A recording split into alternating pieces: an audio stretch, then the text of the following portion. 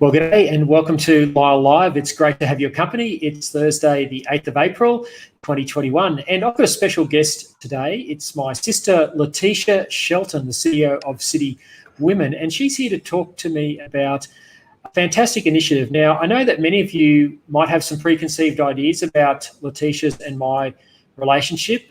She's been very mean to me often on social media. But I'm letting her come on my show today on the condition that she's not mean to me. And if you want to leave comments, make sure they're nice about Tish. She's quite a sensitive soul. So I'm going to bring her into the conversation right now. Tish, welcome to Lyle Live. Hi, Lyle. Just making up for the many years growing up, living with you. But it's been a joy. Stop trying to relive your traumatised childhood, but we can put all that aside for a few moments. Tish, you are on a quest to create a city free from porn, been going for many, many years. What's got you fired up about this issue? Yes, look, it's come out of about the last 20 years working with teenage girls in our city, also involved with different domestic violence groups in Toowoomba, and realising that so much of the abuse that many girls have received, so much of the violence has been fueled by pornography. And I became aware of that just through a lot of research and then listening to women's stories. And, I'm happy to help, and we will help the vulnerable for the rest of our lives. But at one point, you want to get to the thing that really fuels. If you can stop fueling this avalanche, hopefully we'll see less abused girls in our cities. So because of your experience working with young girls over more than 20 years now, you've seen from the stories they've told you a direct link between pornography and often the sexual abuse of girls is a big national topic at the moment, but pornography hasn't featured as part of the discourse that we're seeing on the news and the newspapers. It's largely been ignored, hasn't it? Look, it's not a popular thing. People don't like to talk about it, probably because they're watching it. Could be one reason. And, people just don't like us meddling with things that they like doing. But look, in the last week, I've been heartened to see an article in the Australian and the Courier Mail finally bringing out, particularly now when girls are being faced with choking and violence. A lot of teen dating violence has become big, and they're beginning to say that boys are now being groomed by the porn industry. And I just want to say the boys aren't evil. I think they're innocent victims in this as well, because somewhere they've been exposed to porn and we've just been silent about it. So my heart goes out to the girls and the boys. Yeah. Now we'll come back to a little bit more discussion on this and some issues feeding into it. But you've been active on this for many, many years. But this year you're taking a particular action. You're about to embark on an epic 2,240 kilometre ride from Darwin to Broome, and this is to raise money. Tell us about the initiative that you're wanting to raise money for by doing this epic ride, Tish. Yeah, well, firstly, I'm glad when you look at the map, Darwin's up here and Broome's over here, so it's downhill, which will make it easy. Yes. But again, I think it's just we've been running the campaign for 5 years and realising that parents quite often are just oblivious, and that's not their fault necessarily. The world is changing and pornography is just so readily available to our kids on their phones, and our parents are just unable to keep up with it. And we have, you hold parent nights and forums, but, not too many turn out because they're busy. So I just thought, how can I get information into the hands of the parents of our city? We can't just leave the education around pornography up to our schools, because the average age of viewing porn now is around the age of 8 to 11. And so we've got to begin to have these discussions with our kids, the minute they have access to a device in age-appropriate ways. We've got to have discussions around what is coming to them, when they see naked bodies, and what to do about it. It's a lot easier to have a discussion with your 6-year-old son at an early age and begin to work your way up than to start at when he's 15. At 15, he's not going to want to listen to you. Terrible that we've even got to be having these sort of discussions with children that age. But the book is called How to Talk to Your Kids About Porn. Now you've got a copy of it there. So you want to place a copy of that book in the homes of every person in Toowoomba. That's a lot of. How many homes is that, Tish? Look, we're aiming for the majority to get it into 30,000 homes. That's $200,000. So that's our aim. I think we've got about 48,000 homes, but I think if we can cover 30,000 at least to begin with, we'll be doing great. So that's to get that book. Who's authored the book, and what sort of what does it? Obviously, it's encouraging parents to have a conversation, but what are the techniques? What does it suggest parents do? How is this book going to help parents with that difficult and probably awkward conversation that no one really wants to have with their kids, especially at that age?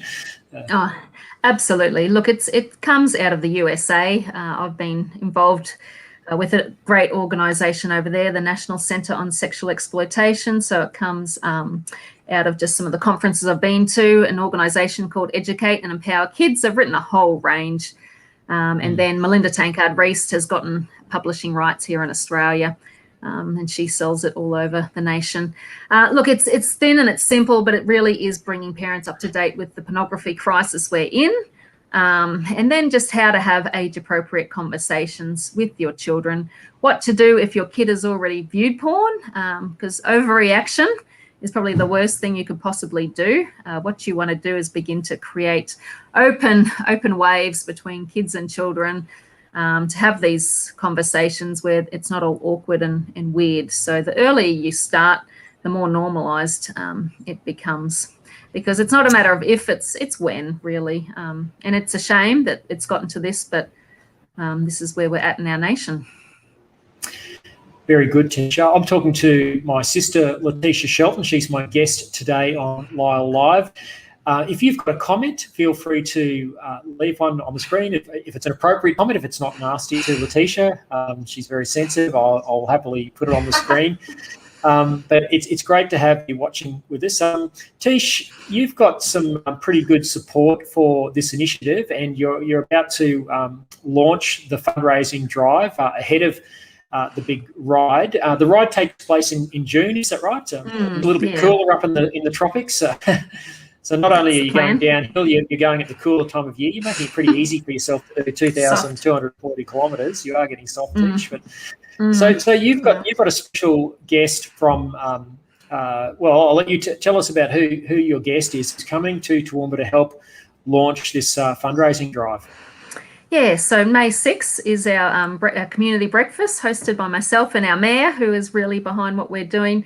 Our guest speaker is Jacinta Price, and she's the deputy mayor out at Alice Springs, quite well known around the nation for advocating particularly around women's rights, Indigenous women. She's just a great voice, and just had a brief chat with her on the phone the other week, and she said she sees firsthand the devastation that porn does to her communities. And so, the breakfast is really talking about how porn is destroying our communities. It's destroying relationships.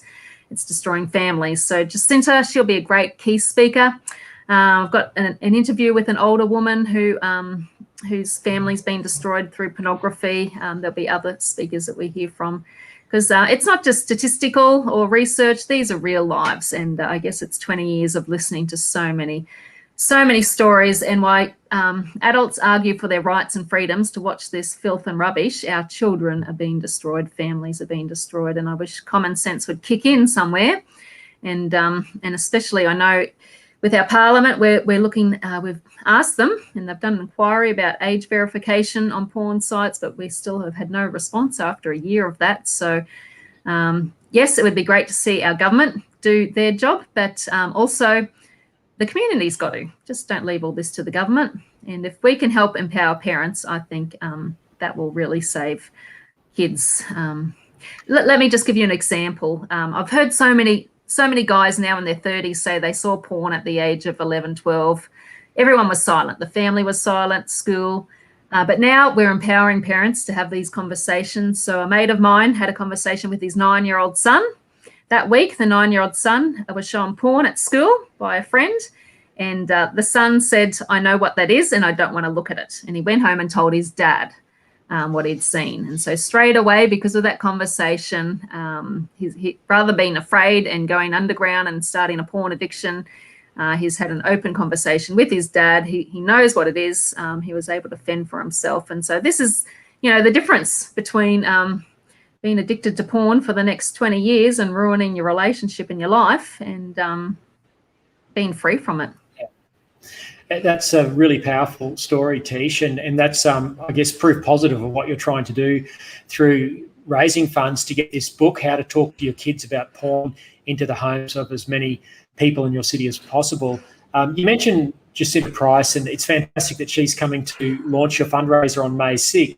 I remember years ago her mother, Bess Price, talking about the intervention that the Howard government launched into Indigenous communities over a whole range of dysfunction. But one of the things that people might have forgotten about is that the Howard government banned pornography in the Northern Territory in Indigenous communities there for quite a period of time. And I remember Jacinta's mum defending that on television when people were trying to say, oh, that's over the top, that's just, some wowser moralistic sort of thing. They were poo-hooing the idea. And she stood up very strongly and said, no, this is fueling the abuse of children. And that there'd been, of course, stories in the Little Children of a Sacred report about babies being raped and children watching X-rated videos and the like. So that pornography ban was very much supported by Indigenous women there. So it'll be very interesting to hear what Jacinta has to say on May 6th. And if I could just say, Tish, I know I'm interviewing you, but I remember at the time thinking this is not just an issue for Indigenous communities.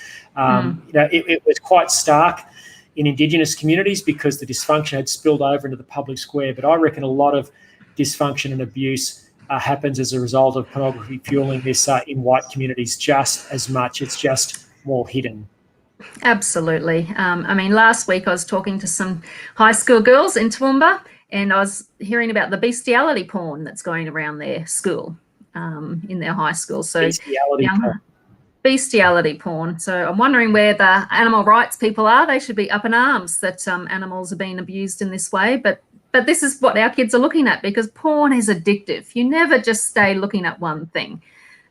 You always go to the next level, and children are sharing it. They're watching it on their phones. But bestiality porn, they were graphic in detailing what they're seeing. And these are just girls in our community. And so I've never heard of that, Tish. That's okay. I couldn't be shocked. But gee, the sexual revolution of the last 50 years is working out really well. The whole idea that anything goes. Often it was Christian people in the 70s and 80s who spoke out against porn, and they were ridiculed as wowsers. But fast forward to 2021, and the girls at school are watching bestiality porn. Thanks a lot, Sexual Revolution. It's really been wonderful for us. Yep. No, we've got big issues. Yeah.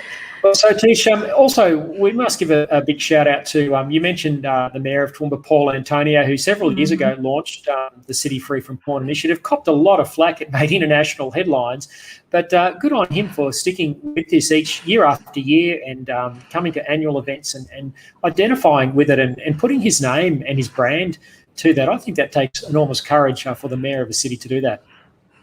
It's fantastic, and I think other leaders are getting on board at our breakfast. Another councillor, he'll be the MC. School principals, they see the issues and they're happy to turn up and speak out as well. So, we do get a lot of pushback, but who cares? So, good on you. Breaking the silence, and as you say, it's emboldening others, community leaders, school principals. Everyone knows this is a problem, but no one wants to talk about it. So this is shining a light on it, and hopefully will embolden us to take similar initiatives in their communities. Tish, where can people go to donate to help, fund these books? At least for Toowoomba, I guess this helps your city, but all of our cities need this. But if we can start with one city, maybe that will inspire others. So how can people donate to this cause? Well, thanks for asking, Lyle. And you thought I'd never asked, didn't you? Did I mention that I'm an author as well? No. We won't get into that battle. No. I recommend your books. They're great. Booklets. What's our website is cityfree.org.au. So that's our cityfree.org.au. Click on donate. You'll see the Ride for Freedom banner, donate, and you can go and make a donation there.